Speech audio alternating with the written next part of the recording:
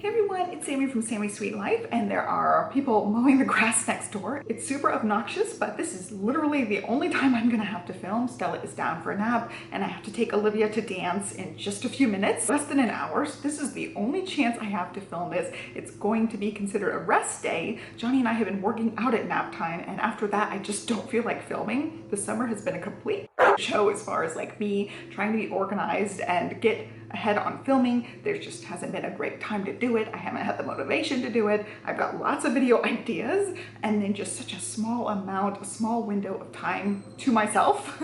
It seems like way worse than when Olivia's in school and we have like a normal routine. This is going to be a mini life update, by the way. I've been really trying to just maybe put one video up a week, and it just has not happened that well because of all the things going on. So we have Olivia in summer camps a lot of weeks. She's off for a couple of weeks now, and it feels like I have more time when she's not going to summer camps because I have to drive her back and forth to summer camp. I have to drive her back and forth to dance. We're trying to go to the pool. We're trying to get out of the house and do things, and it's just not been a really normal everyday schedule. So any of my free time has been dedicated to the Peloton and working out and just relaxing since Olivia's home most of the time. Nap times are, you know, half with her, half exercising, and it's just, time is slim right now. When she goes back to school, I hope to be in a better routine.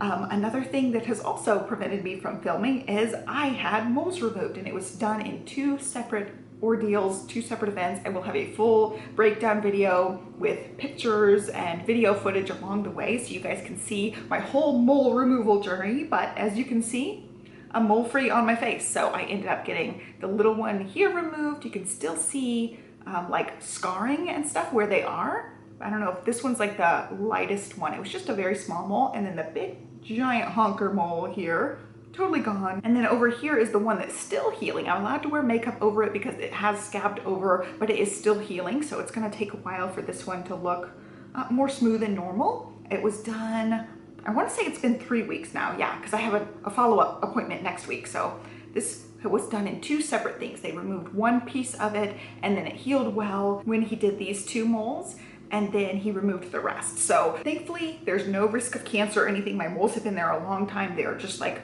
normal moles. They weren't irregular shaped or irregular color, perfectly normal. So they did not have to be biopsied.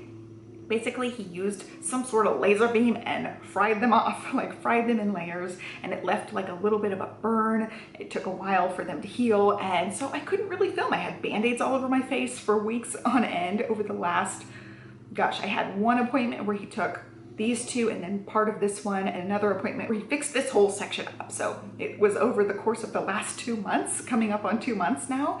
And so I really couldn't film part of that. There were times in there I could film, but I wanted to just like come back fresh-faced, mole-free, and now here we are. So I'm super excited about it. I'm excited how it looks. And again, I will have like a full journey on the mole experience, but it's partially a life update just because I'm telling you guys, summer is just summer. Like there's no telling what's going on. I thought I would be able to like balance summer better, but here we are. This is summer, and with 2 kids it's a little rougher than just with one. So we've been working around nap times for trying to do fun things, and it's just, like I said, total crap show. That's basically my update. But officially this video is a Pelo chat because I am a little bit over 1 month into my Peloton experience. I absolutely love the Peloton. I am so glad that I got it. I waffled for so long. I knew I wanted to get some sort of stationary bike, but I didn't know if I wanted to invest in the real thing. I didn't know if the leaderboard made that big of a difference. I didn't know if the bike was really that much better than any other bike,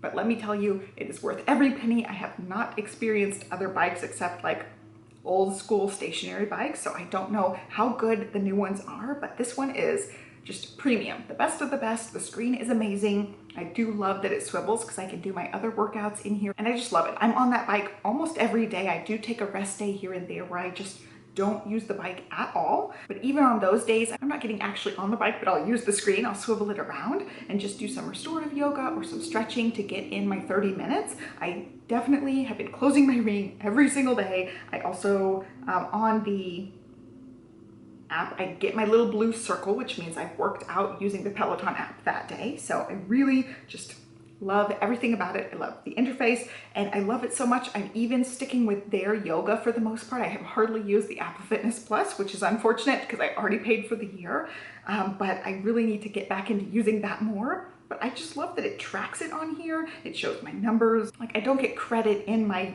Peloton app if I use the Apple Fitness Yoga. Although I really like Dustin, he's like my favorite yoga person. He's from Apple Fitness Plus, but I also really like Ross Rayburn from the Peloton Yoga. So I've been doing some yogas with him. I've been trying out other instructors. I just find that I like, on the one hand, I like the Apple Fitness Plus Yoga better, but I like getting the credit and the blue circle, and I like it all being like cohesive in one app. I've tended to stick to the Peloton app mostly. I'm just all around hooked. I'm over a month into using the bike. They just did the All for One music festival thing where they had different classes all throughout the 4th of July weekend, and that was really fun. I ended up doing the Doja Cat. I think that one was only like 15 or 20 minutes. I did the 45-minute Gwen Stefani ride, which was awesome. I absolutely have loved No Doubt for years and years. And I also really like Gwen. She's so bad. I just absolutely love her music and her style and everything about her. So I just really liked that one. And then I did the 45-minute Pearl Jam one, and I got a personal record for that 45-minute. Let's see, I'm going back to my thing. So my previous 45-minute personal record was 2:13, which to me is good. I hit over 200. And then this one, I just blew it out of the water. This one was just so good. The music spoke to me, and I got 264, which is my highest by far. Like I said, the other one was 213. I beat it by 50 points, which is awesome. I just really was vibing with it. It was with Jen Sherman, and she put the resistance almost always 40 or above, which was really, really hard for me. It kicked my butt. Oh, the Doja Cat one was 20 minutes. So I wanted to talk about the progress that I've made. So I've had the bike since like May 20th, around May 20th. It's actually July 7th for me filming this. So I've had it like a month and a half or so, and I have already seen some progress. My numbers have been getting better for my output. I realized like early on, like 30 resistance was really, really tough for me in the beginning. And now 30 to 35 is my resting resistance. Like when they're saying go on a flat road, they'll usually say 25 to 35, and I will usually be 30 or 35. That's just my resting. And I feel like 20 is too light. I feel like my knees are bouncing a little bit. So I definitely have improved greatly as far as how much resistance I can push.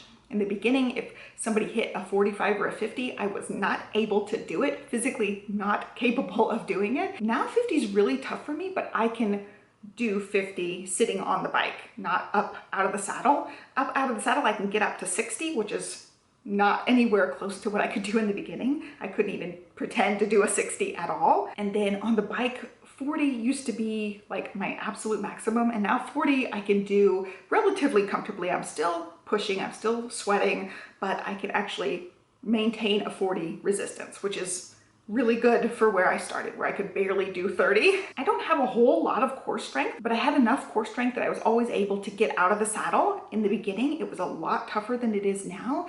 And now I find that I enjoy it more getting out of the saddle because I have gotten some more strength over the time. And I've also gotten used to how it feels to stand up on the bike. At first, it felt really awkward, but I have gotten better at it as well. So I ended up taking one class. I have to scroll down for this. Right as I got the bike, my first class that I took, I got a 63 kilojoules output for that. And then I took the same class right around June 1st. And my plan is to do the same ride every month to see how I progress. So the first time I took it, my first ride ever, and I got a 63, and it was hard. Like I could barely keep up with the numbers. My resistance was not always set where his resistance was set. It was a Cody 20-minute beginner ride from Wednesday 12/23/20. So I'll link to the specific class if you're interested in it. So I took it the first time, kicked my butt. I was like, wow, what did I get myself into? Could not keep up with his cadence at all. And then I took the same ride actually on June 2nd, so the second day of the month. And I got a 113, which is a vast improvement from 63. Again, like it was still, you know, pretty challenging. I was trying to keep up with his cadence the best I can, and I bumped up the resistance when I could. I was just trying to match his cadence. And then I took the same ride July 1st, or right around July 1st. So now I have to scroll back the other way. It was actually July 1st when I took the beginner ride again, and I got a 135. So I even improved from then, and I felt like it was easy this time. It was like you know, 6 weeks into it, I felt like it was definitely doable. I had to bump up the resistance a bunch because his resistance was really low, and basically just tried my best to keep my resistance up, and I did get that 135. And so I'm gonna be trying to take it again August 1st and seeing if I can improve any more. But anyway, I've been riding pretty much every day. Sometimes I just do scenic rides just to get on the bike, get my legs moving. And I have done 71 cycling, and that also includes a couple of cool downs, a couple of warm-ups here and there. And like I said, those scenic rides. So I'm getting really close to that 100. I really like all the badges and the milestone things. Other than that, I've been trying to stick to the hardcore on the floor calendar. I haven't stuck super great with that. Johnny ended up being sick a few weeks back, and I'm still kind of like getting over the tail end of that. I felt like I was fighting it off for a while, kind of just extra tired, but I definitely feel like I'm still kind of getting over that. So we've been taking more rest days, but he's been doing the calendar with me, which is really fun. So he'll do the 10-minute core with me and then the 20-minute class with me. And sometimes I'll tack on the 10-minute class as well. The calendar is set up to where it's a 10-minute core, a 10-minute whatever thing you're doing for the day, and then a 20-minute whatever thing you're doing for the day. So it can be glutes and legs, it can be some sort of upper body thing, it can be body weight, strength training, and there's also rest days built in. I tend to do my own thing on rest days because they usually build in like yoga and Pilates, some outdoor walks and things, and those are kind of the things I've been doing anyway, so I just pick my own yogas and things for those days. But as far as the strength training, I'm at 107 for the workouts, I'm at 118 for yoga, but like I said, I've done some Apple Fitness yoga, and then stretching I'm at 78, so I will get to 100 on the stretching and 100 on the cycling very soon. Yeah, I really enjoy it. I don't have anything negative to say about it, except if I go for like an hour or so on the bike, my booty will still get a little bit sore, but other than that, I haven't had a whole lot of complaints about the bike. I've adjusted my seat up and down a little bit to try to find like the perfect spot for me. I will get a little bit of achiness in my knee if I go too long. It's the same knee that I think I messed up when I was doing the running, trying to run. So I've been just really careful with that. So I've made minor adjustments to the seat height here and there and trying to find like the perfect spot where it doesn't affect my knee at all. But the thing I do after every cycling class is I do a 5-minute post-ride stretch. So it's like you lean on the bike and do quad stretches, calf stretches, hamstring stretches. Some of them do some upper body stretches with it, but a lot of them don't. They just do the lower body. And I find that helps. I haven't had a whole lot of soreness from the just bike itself.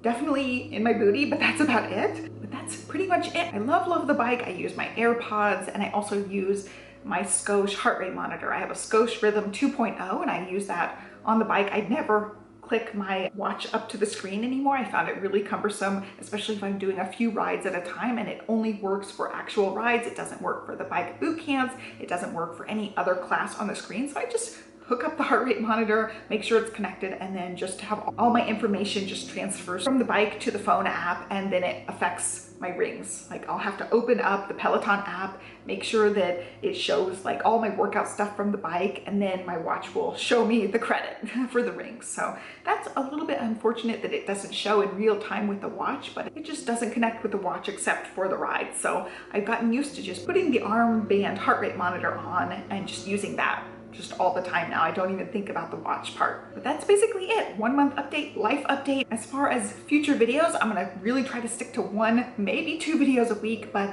it's just tough right now. Just tough right now getting the motivation when I have such a small window of like me time throughout the day. The kids will play together some, but Stella still just needs me right there all the time, so I cannot like leave them and sneak away and film a video. She's just too young for that yet, so nap time is my golden opportunity, and a lot of times it just is not happening.